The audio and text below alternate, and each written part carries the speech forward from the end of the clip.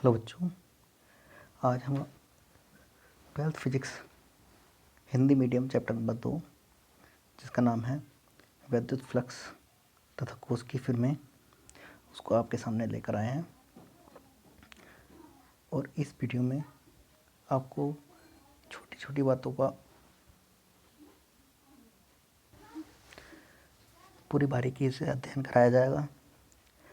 यदि आपको फिर भी कोई डाउट हो तो आप कमेंट सेक्शन में अपना क्वेश्चन पुट अप कर सकते हैं। तो हम स्टार्ट करते हैं अपना चैप्टर नंबर 2 जो कि है विद्युत फ्लक्स तथा गॉस की प्रमेय। ठीक, तो अब हमें इस पूरे चैप्टर में विद्युत फ्लक्स पढ़ने के लिए एक बहुत इम्पोर्टेंट बात, एक बहुत इम्पोर्टेंट क्वांटिटी पढ़नी बहुत ज़रूरी है, जिसको आज तक हम एक स्केलर क्वांटिटी मानते हुए आए हैं, और वो क्वांटिटी है क्षेत्रफल वेक्टर।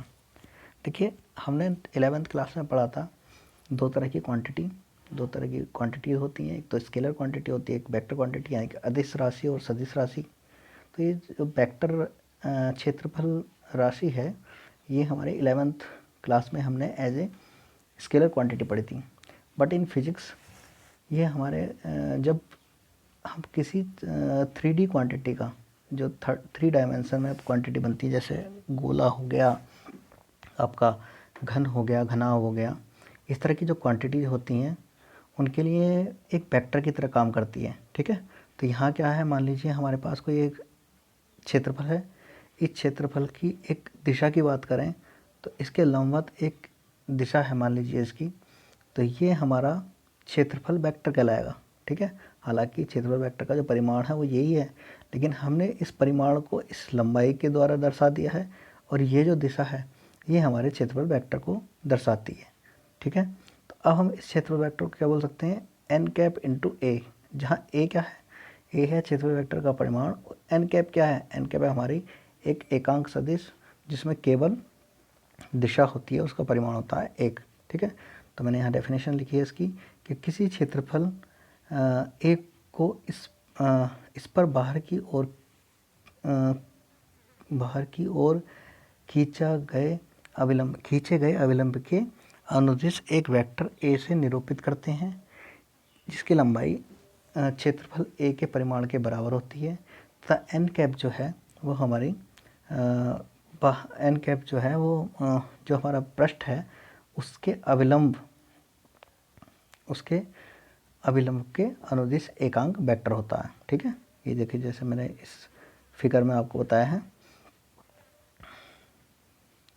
कि ये जो है, अगर मान लीजिए ये क्षेत्रफल है तो इस क्षेत्रफल का जो अविलंब है वो हमारा कहलाता है क्षेत्रफल वेक्टर, तथा इस वेक्टर को हम vector A is equal to N cap into vector into A का परिमाण के बराबर रखते हैं। ठीक है, तो बात यहाँ समझ में आई होगी कि कहने का मतलब क्या है कि हमारे पास जो भी क्षेत्रफल होगा उसके लंबवत अगर हम कोई अविलंब खींच दें तो वो हमारा कहलाएगा क्षेत्रफल वेक्टर, यानी कि उसमें उसकी दिशा रहेगी तथा उसकी जो लंबाई होगी जो हम वेक्टर बनाएंगे वो हमारा उस क्षेत्रफल का परिमाण कहलाएगा। ठीक है, तो ये हमारा हो गया कुल मिलाकर क्षेत्रफल वेक्टर। ठीक, आगे देखिए, आगे है हमारा घनकोण। अब घनकोण में क्या है कि मान लीजिए आप जानते हैं छोटी क्लास से कि मान लीजिए हमारे पास कोई एक गोला है, एक वृत्त है, सॉरी गोला नहीं, एक वृत्त है। तो वृत्त के केंद्र पर कोई भी हम कोण बना सकते हैं, और ये कोण क्या होता था, हमने पढ़ा था कि कोण बराबर होता है, सबको याद होगा, कोण बराबर चाप बटे त्रिज्या। ठीक है, तो अगर हम उसको डेफिनेशन में लिखें तो डेफिनेशन में क्या लिखेंगे कि मान लीजिए देखिए हमने लिखा है कि जैसे हमारा कोई वृत्त का चाप उसके केंद्र पर जो कोण आंतरित करता है उसे समतलीय कोण कहते हैं। हालांकि हम इसको नॉर्मल भाषा में कोण ही बोलते हैं कि जब हमारे पास कोई वृत्त का चाप उसके केंद्र पर जो भी कोण आंतरित करता है वो उसका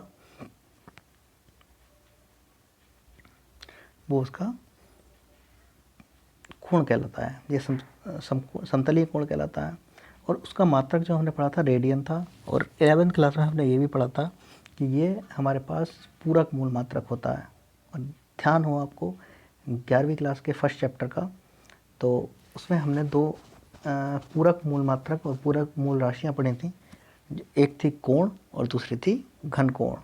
कोण का मात्रक रेडियन होता था और घन कोण का मात्रक स्टेरेडियन होता था। वही घन कोण हम यहाँ पर डिफाइन कर रहे हैं। तो देखिए आगे क्या है, वैसे ही किसी गोलीय पृष्ठ, अगर मान लो अब हमारे पास कोई 3 डायमेंशन आकृति है। अब गोलीय का मतलब ये नहीं है कि गोलीय ही होगा, वो किसी भी शेप का हो सकता है। हम उसमें इस घन कोण को डिफाइन कर सकते हैं किसी भी शेप में, ठीक है। ज़रूरी नहीं कि वो गोल ही हो, लेकिन यहाँ पर डेफिनेशन के लिए गोला ही लिया गया है। तो यहाँ वैसे ही किसी गोलीय पृष्ठ के क्षेत्रफल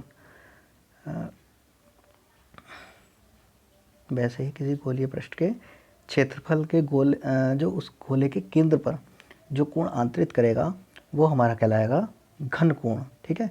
और इसका जो मात्रक होगा वो स्टेरेडियन होगा, ठीक। ध्यान रखना आपको, इसका मात्रक क्या होगा, स्टेरेडियन होगा। और उसको जो हम डिनोट करेंगे वो डिनोट करेंगे ओमेगा से।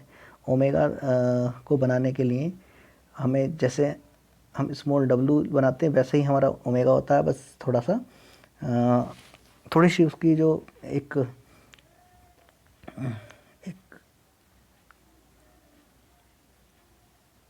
थोड़ा सा उसको इस तरह से हम घुमा देते हैं, ठीक है। तो ये बन जाता ओमेगा। अगर हम इसको इसी तरह से लिख देते तो w बन जाता, लेकिन ऐसा ना लिखकर हमने ये इस तरह से बना दिया, तो ये साइन आपको याद रखना है ओमेगा, ठीक।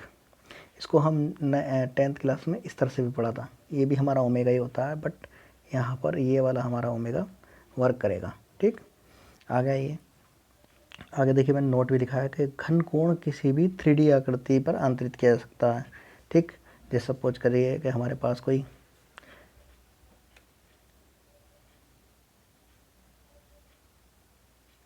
ये घन है, इस घन पर हमें एक घन कोण बनाना है, तो हम यहाँ पॉइंट खींचकर इसके चारों तरफ भी इसके अंदर गोली आकृति मान सकते हैं। तो अगर यहाँ पर कोई भी पृष्ठ होगा तो यहाँ पर जो कोण बनाएगा वो घन कोण ही बनेगा, ठीक है। घन कोण का आप एग्जाम्पल मान सकते हैं, जैसे बर्थडे कैप होती है तो उसके अंदर जो कोण बनता है वो घन कोण होगा।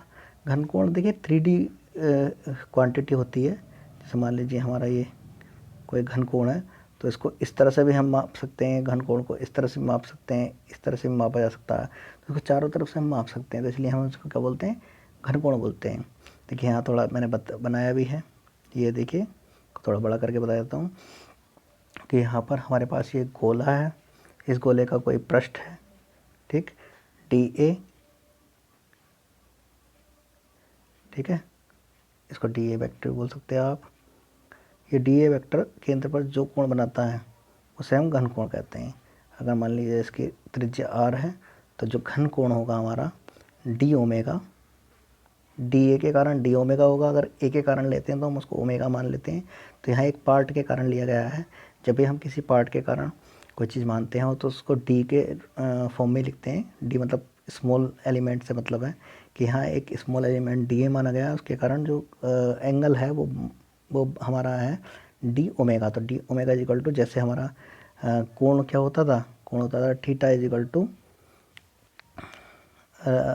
आर्क अपॉन रेडियस, यानी कि लेंथ अपॉन रेडियस। ऊपर भी लेंथ थी, नीचे भी लेंथ थी, ठीक है। इसी तरह से यहाँ पर हमारा क्या है, पृष्ठ क्षेत्रफल के कारण बन रहा है, तो ऊपर अगर क्षेत्रफल है तो नीचे भी क्षेत्रफल की तरह ही आएगा। और क्षेत्रफल क्या होता है, मीटर स्क्वायर होता है, अर्थात DA मतलब क्षेत्रफल बटा जो त्रिज्या होगी उसका वर्ग, दोनों का जो अनुपात है वो क्या कहलाएगा, हमारा घन कोण कहलाता है, ठीक है। तो हम इसको इस तरह से भी डिफाइन कर सकते हैं कि किसी गोलीय पृष्ठ पर जो उसका क्षेत्रफल होता है, यदि उसको हम किससे डिवाइड कर दें, उसकी त्रिज्या के वर्ग से भाग दे दें, तो वह हमारा घन कोण आंतरित करेगा और उस घन कोण का मान होगा, ठीक।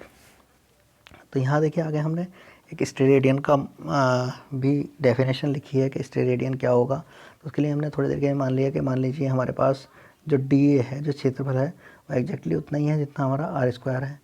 तब हमारा जो ओमेगा की वैल्यू कितनी होगी, DA अपॉन DA। अगर हम A की जगह भी DA रख दें या DA की जगह रख दें तो हमारा इसका आंसर 1 आएगा, ठीक। तो ये जो है हमारा d ओमेगा कितना हो जाएगा, 1 हो जाएगा, सही है नहीं। तो इसका मतलब क्या हो गया, स्टेरेडियन की डेफिनेशन बन गई। क्या डेफिनेशन रख दी, बन गई कि एक स्टेरेडियन किसी पृष्ठ क्षेत्रफल से किसी केंद्र पर आंतरित किया हुआ वह कोण है या कोई कोण है जबकि उस क्षेत्रफल उस पृष्ठ क्षेत्रफल तथा उसकी केंद्र से दूरी या उसकी त्रिज्या का वर्ग दोनों बराबर हों। मतलब क्षेत्रफल जो है कितना हो, उसकी त्रिज्या के वर्ग के बराबर। देखिए क्या है, अतः एक स्टेरेडियन वह घनकोण है जो किसी पृष्ठ द्वारा अपने केंद्र पर बनता है जबकि उसकी त्रिज्या का वर्ग उसके क्षेत्रफल के बराबर हो। जो पृष्ठ क्षेत्रफल है जिसके द्वारा वो कोण बन रहा है वो एग्जैक्टली कितना होना चाहिए, उसी की त्रिज्या के बराबर होना चाहिए। ठीक है, आगे देखते हैं। देखिए यदि किसी पृष्ठ का क्षेत्रफल वेक्टर उसके केंद्र से मिलाने वाली रेखा, अब ये इम्पोर्टेंट चीज़ है कि मान लीजिए हमारे पास, मैंने क्या बताया, कोई भी 3D आकृति, जरूरी नहीं कि वो गोला हो, किसी भी शेप की हो सकती है। उस शेप की मान लीजिए इसका सेंटर यहाँ पर है और ये यहाँ पर हमारा इस पृष्ठ क्षेत्रफल के कारण हमें यहाँ पर निकालना है कि कितना घनकोण होगा। तो अब इसका जो क्षेत्रफल वेक्टर है वो इधर का वर्क करेगा। ठीक है, डी इधर वर्क करेगा। एक सेकेंड,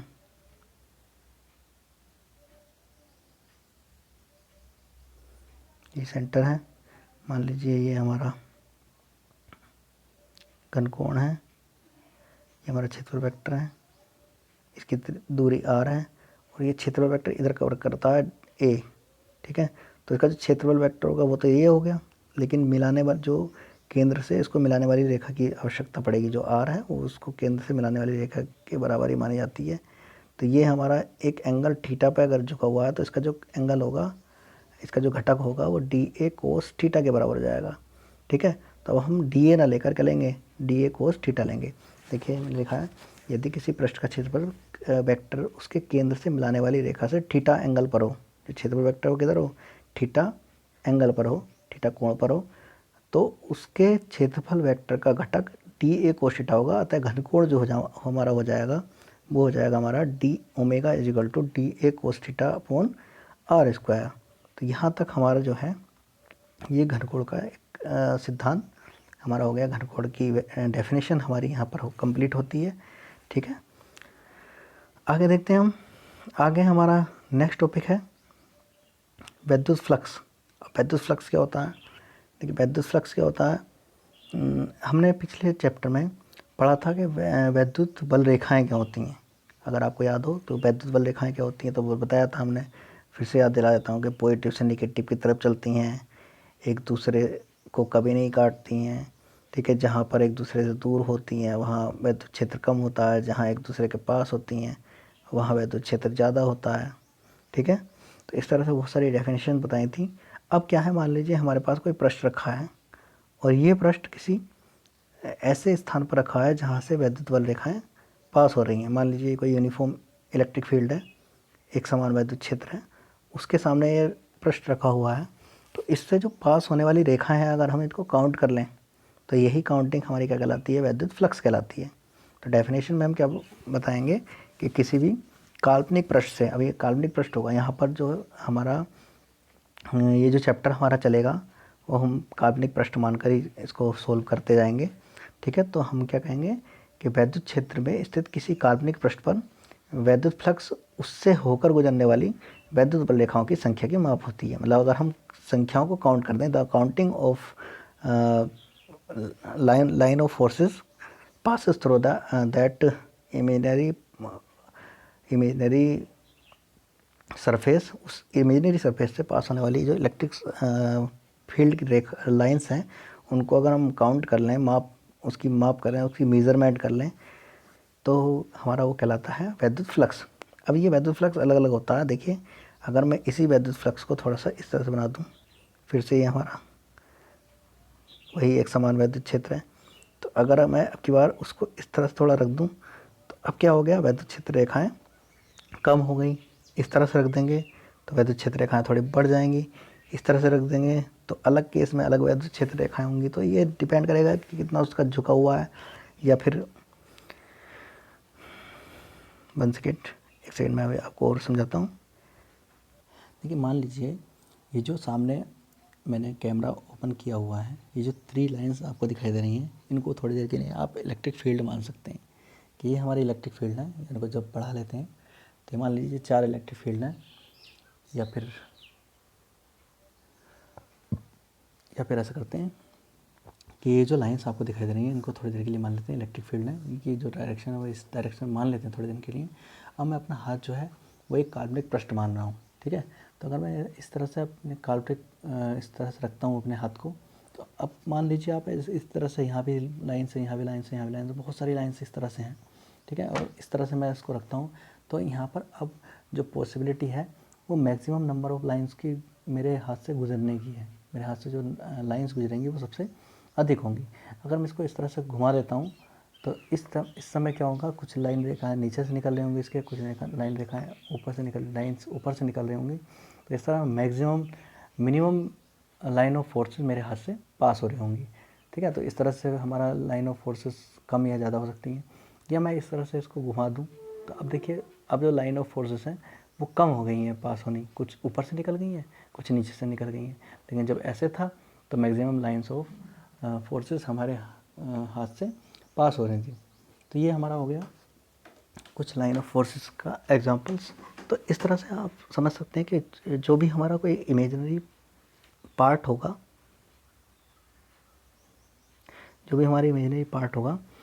इमेजिनरी पृष्ठ होगा, उससे जितनी भी लाइंस गुजरेंगी तो हम उसको अगर काउंट कर लें तो वो हमारा वैद्युत फ्लक्स कहलाएगा। अब समस्या ये आती है, जो प्रॉब्लम है वो ये है कि जो हमारी लाइंस ऑफ फोर्सेस थी वो कहाँ थी। मैंने आपको बताया था कि कोई भी चार्ज होता है, आप इलेक्ट्रिक वायर में देख सकते हैं, आपको कोई भी उसके आसपास इलेक्ट्रिक फील्ड दिखाई नहीं देगा। तो कहने का मतलब ये है कि जो लाइन ऑफ फोर्स है वो भी हमारी इमेजिनरी है, जो हमारा पृष्ठ है, जो हमारा सरफेस है वो भी हमारी इमेजिनरी है। फिर हम काउंट कैसे करेंगे उनको, जो इमेजिनरी है उसको हम काउंट कैसे कर सकते हैं। तो उसके लिए एक नया तरीका निकाला गया कि हम ये पता कर लें कि हमारा जो इलेक्ट्रिक फील्ड था उसकी वैल्यू कितनी थी। सपोज कर देते हैं कि इस इलेक्ट्रिक फील्ड की वैल्यू ई है, ठीक है, और जो हमारा पृष्ठ है उसकी जो वैल्यू है वो डी है। तो अगर हम इन दोनों का मल्टीप्लिकेशन करा दें कि भाई ई इंटू डी ए, वही हमारा माना जाता है वैद्युत फ्लक्स। तो जो हमारा वैद्युत फ्लक्स होगा d phi is equal to कहलाएगा ई इंटू डी ए। तो यानी कि ये भी कह सकते हैं हम कि जो हमारा एक समान वैद्युत क्षेत्र था या वैद्युत क्षेत्र था किसी भी पॉइंट पर, और जो हमारा पृष्ठ था उस पॉइंट पर, जो पृष्ठ है उन दोनों का जो मल्टीप्लिकेशन होता है उस पृष्ठ से गुजरने वाली वैद्युत बल रेखाओं की संख्या की माप ही होती है, ठीक है। तो हमें काउंट नहीं करके क्या करना पड़ेगा कि जहाँ भी हमें वैद्युत फ्लक्स चाहिए तो वहाँ हम दो चीज़ों को फाइंड आउट करें। एक तो हमारा इलेक्ट्रिक फील्ड कितना है, दूसरा हम ये पता करें कि वो जो हमारा इमेजिनरी हमने पृष्ठ मान रखा है वो कितना है। अब दोनों का क्या करा दें, डॉट प्रोडक्ट करा दें, तो हमें मिल जाएगा आपका फ्लक्स। अब देखिए, ये हमने एग्जांपल 11th क्लास में पढ़ा था स्केलर प्रोडक्ट वाले में, मतलब अदिश गुणनफल वाले से में।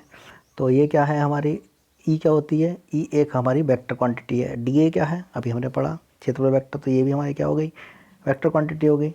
लेकिन ये हमारी स्केलर होता है, ये जो फ्लक्स होता है ये हमारी केवल संख्या की माप है, तो इसलिए हम इसको क्या मानते हैं, स्केलर क्वांटिटी। ये हमारी है अदिश राशि। तो दो सदिशों पर जब दो सदिशों के गुणनफल से अगर हमारी कोई अदिश राशि प्राप्त होती है तो हम उस गुणनफल को अदिश गुणनफल कहते हैं। तो ये हमारा ई डॉट डी ए जो है वो हमारा अदिश गुणनफल है, ठीक है। अब मैंने आपको एक चीज़ और बताई कि मान लीजिए हमारा जो लाइन ऑफ फोर्सेस थे वो इस तरह से थी, ठीक है। पृष्ठ हमारा रखा था इस तरह से, बिल्कुल सीधा एकदम स्ट्रेट लंबवत था इसके। तो लंबवत था तो हमारा क्षेत्रफल वेक्टर किधर था, ये डी ए इधर था, ठीक है। ई किधर था, ई भी इधर था। दोनों में एंगल पूछा जाए तो कितना हो गया, इस लाइन में ये जो लाइन है, 1 मिनट, ये जो हमारी लाइन है क्षेत्रफल वेक्टर वाली, और ये जो हमारी इसकी लाइन है ये वाली, इन दोनों में जो एंगल है वो कितना है, दोनों एक दूसरे के पैरेलल है, समांतर है। समांतर में एंगल कितना होगा, समांतर में हमारा एंगल होगा 0 डिग्री। तो यहाँ पर थीटा कितना हो गया, 0 डिग्री हो गया। ध्यान रखेंगे, ये बहुत इंपॉर्टेंट चीज़ है। जब भी हमारा जो पृष्ठ है वो वैद्युत क्षेत्र के लंबवत होगा, लंबवत का मतलब 90 डिग्री पर होगा, तो एंगल जो होगा बिटवीन क्षेत्रफल वेक्टर और वैद्युत क्षेत्र के वो कितना होगा, 0 डिग्री को उल्टा होना है। ठीक है, यहाँ सबसे ज़्यादा बच्चे मिस्टेक कर देते हैं, क्योंकि यहाँ पर हमारा दिया है लंबवत। क्वेश्चन में कहा जाएगा न्यूमेरिकल में कि कोई पृष्ठ हमारा वैद्युत क्षेत्र के लंबवत रखा हुआ है, तो बता दीजिए उसमें से कितना फ्लक्स पास होगा। आपको ई की वैल्यू दी जाएगी, उसके डी ए की वैल्यू जैसे भी हो दी जाएगी, और फिर आपसे फ्लक्स पूछ लिया जाएगा। ठीक है, लेकिन अब हम क्या करेंगे, अगर 90 डिग्री लगा देते हैं तो फॉर्मूला हमारा क्या होता है, फॉर्मूला हमारा होता है d phi is equal to E dot A ए या E D A cos theta, याद हो तो अदिश गुणन ये लगाएंगे तो कोस 90 की वैल्यू हमारी होती है 0, और ये पूरा का पूरा 0 हो जाएगा। जबकि फ्लक्स कैसा पास हो रहा था, अभी हमने देखा मैक्सिमम पास हो रहा था, इसका मतलब 0 नहीं होना चाहिए। ठीक है, तो इसका मतलब ये है कि हम जब भी एंगल लेंगे तो वो देख कर लेंगे कि हमारा लंबवत रखा हुआ है या समांतर रखा हुआ है। अब देखिए आगे मैं दोबारा जो समझा रहा था उसको आगे बढ़ाते हैं, कंटिन्यू करते हैं कि मान लीजिए हमारे पास ये पृष्ठ लंबवत रख के किसी एंगल थीटा पर रखा हो, थीटा एंगल पर झुका हो, तो हमारा जो हमारा क्षेत्रफल वेक्टर है वो तो इधर चला जाएगा। ठीक है, तो क्षेत्रफल वेक्टर ये हमारा हो गया, ये कितना हो गया 90 माइनस थीटा, तो हमारा जो एंगल बनेगा वो बनेगा 90 माइनस थीटा करके। ठीक, अब ज़रा देखते हैं। ठीक है, तो ये तो न्यूमेरिकल की बात हो गई, लेकिन हम जो अगर मान लीजिए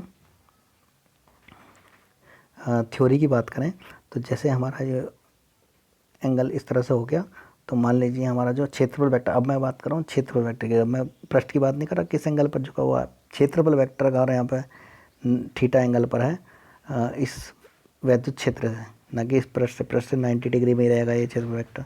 ठीक है, थोड़ा 1 मिनट इसको दूसरा ले लेते हैं कलर। अगर क्षेत्रफल वेक्टर हमारा ये है और ये एंगल जो बन रहा है ये क्षेत्रफल वेक्टर इस ई के बीच में, ये अगर थीटा है, तो हमारा जो क्षेत्रफल वेक्टर की दिशा में जो उस क्षेत्रफल वेक्टर की दिशा में जो ई की वैल्यू होगी, या ई की दिशा में जो क्षेत्रफल वेक्टर होगा वो होगा हमारा डी ए कोस थीटा। ठीक है, ई भी डायरेक्शन में हो गया, अब इन दोनों में एंगल 0, तो हमारा जो फ्लक्स हो गया वो हो गया d phi is equal to E into D A cos theta, और ये हमारा क्या बन गया, अदिश गुणन बन गया, तो हम इसको ई डॉट टी ए भी लिख सकते हैं।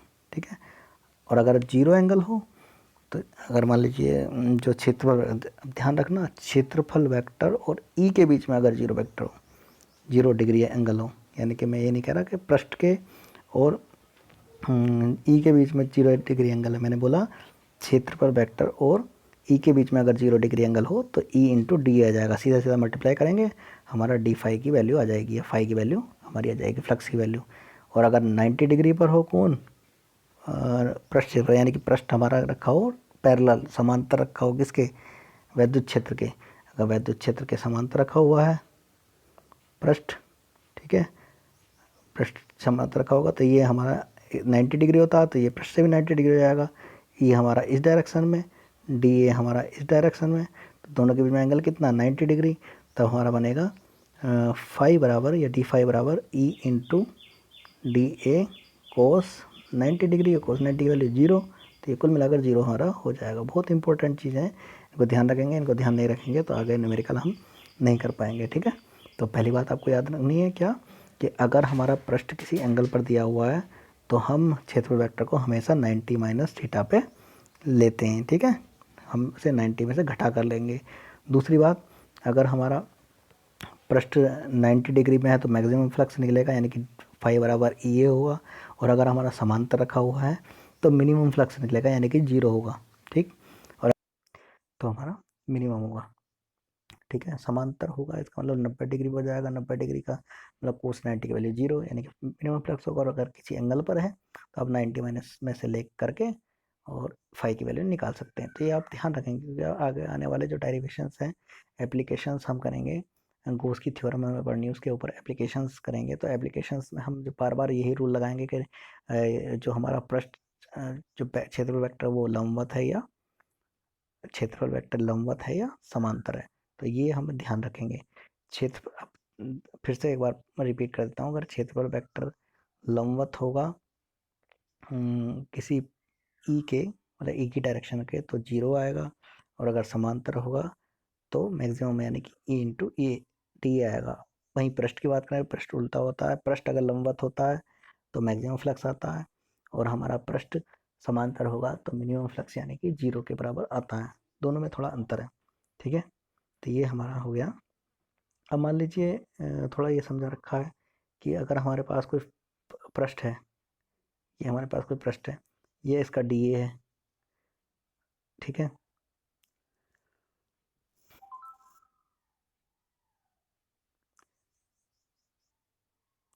ये हमारा कोई पृष्ठ है, मान लीजिए थोड़ा बड़ा बना लेते हैं, और इस पृष्ठ से ये पृष्ठ किसी वैद्युत क्षेत्र में रखा हुआ है, इसके अंदर कोई क्यू चार्ज है, ठीक है। तो अगर हम जब क्यू चार्ज होगा तो इससे इलेक्ट्रिक फील्ड भी निकलेगा। तो अगर मान लीजिए हमारे पास ये डी ए है और ये ई बी इधर ही है, दोनों के बीच में एंगल पता होना बहुत जरूरी है, तो हम फ्लक्स फाइंड आउट कर सकते हैं। इसको आगे डिटेल में समझाएंगे। और अगर हमें पूरा फ्लक्स चाहिए तो हम क्या करेंगे, इसको डी फाई अगर हमें पता है ई डॉट डी ए या ई डी ए कोस्टिटा, तो फाई इजिकल टू जब भी हम करेंगे तो इस तरह से हम इसका समाकलन कर सकते हैं, ठीक है। नॉर्मल ज़्यादातर केसेस में क्या होगा, ई हमारा एक समान मिलेगा तो ई को हम अंदर कर सकते बाहर कर सकते हैं इस समाकलन से, और डी ए का हम समाकलन कर देंगे। हर एक उसमें ज़्यादातर हमें डेरिवेशन में इसी तरह करना। तो फाई इजिकल टू हो जाएगा ई ए कोस्टिटा। फाई में और डी फाई में कोई अंतर नहीं है। डी फाई जो होता है वो किसी एक एलिमेंट, किसी हमारा जो क्षेत्रफल है, कोई भी हमारा पृष्ठ है, मान लीजिए ये पृष्ठ है हमारा, तो उसके किसी भाग के द्वारा बना गया एंगल है जो फ्लक्स है, ठीक है। हाँ, फ्लक्स जो है वो किसी क्षेत्रफल, एक मिनट, जो हमारा क्षेत्रफल है ये, इस डी ए द्वारा, इस डी ए के अंदर से जितनी भी लाइंस गुजर रही हैं उसका जो वैल्यू होती है वो डी फाई होती है। और अगर इसी के कारण हम पूरे पृष्ठ पे इस पे निकाल दें तो हमारा जो आ जाएगा वो फाई आ जाएगा। वो तो समाकलन करके हमने आपको 11th क्लास में बताया था, किस तरह से हम इंटीग्रेट कर सकते हैं, किस तरह से हम समाकलन कर सकते हैं, उस तरह से हम इसको फाइंड आउट कर लेंगे, ठीक है। देखिए मैंने कुछ स्थितियाँ बताई हैं कि यदि हमारा पृष्ठ अविलंबत हो तो फ्लक्स कितना होगा, ठीक। अगर हमारा पृष्ठ 0 डिग्री पर हो, ठीक है, तो फ्लक्स कितना होगा, ठीक। देखिए 90 डिग्री पर है, समांतर है, मतलब ये पृष्ठ पृष्ठ 90 डिग्री पर है तो फ्लक्स 0, यानी कि सम जो वेक्टर है वो समांतर हो जाएगा, ठीक। इसी तरह से देखिए ये भी है, जो थीटा बराबर 0 डिग्री हो, यानी कि जो हमारा समतल पृष्ठ है वो अविलंबत है, ठीक। तो हमारा 0 डिग्री लिया जाएगा। तो मैंने सब कुछ आपको बता दिया है, ठीक। अब आगे देखिए हम मात्रक देख लेते हैं कि फाई का मात्रक क्या होगा। तो बड़ा सिंपल सा मात्रक होगा, क्योंकि थीटा का तो कोई मात्रक होता नहीं है, तो ई और ए का मात्रक हमें पता होना चाहिए। तो एक ई का मात्रक होता है हमारा न्यूटन पर कूलम, और ए का मात्रक होता है क्षेत्रफल मीटर स्क्वायर। अब न्यूटन को हम ओपन कर सकते हैं, कितना, न्यूटन क्या होता है, किलोग्राम मीटर पर सेकंड स्क्वायर, या न्यूटन की हम डेफिनेशन जानते हैं क्या होती है। न्यूटन की जो डायमेंशन होती है वो ML/T-2 होती है। मीटर स्क्वायर की कितनी हो जाएगी, एल स्क्वायर हो जाएगी, और कूलम की हम जानते हैं क्यू बराबर आई टी से 80 होती है, ठीक है। तो कुल मिलाकर जो इसकी विमा आ गई वो आ गई ML³ इंटू T-क्यूब इंटू A-1। तो ये इसकी डायमेंशन क्वांटिटी आती है। डायमेंशन को याद रखना इतना इंपॉर्टेंट नहीं है जितना उसका फॉर्मूला याद होना। फॉर्मूला अगर आपको याद होगा तो आप आसानी से डायमेंशन फाइंड आउट कर सकते हैं, ठीक है। तो इस वीडियो में केवल इतना ही। आगे का जो कोस थ्योरम है हम नेक्स्ट वीडियो में बताएंगे, क्योंकि एक ही वीडियो ज़्यादा लेंथ हो जाएगी। Thank you. कोई अगर प्रॉब्लम है तो आप कमेंट सेक्शन में लिख सकते हैं।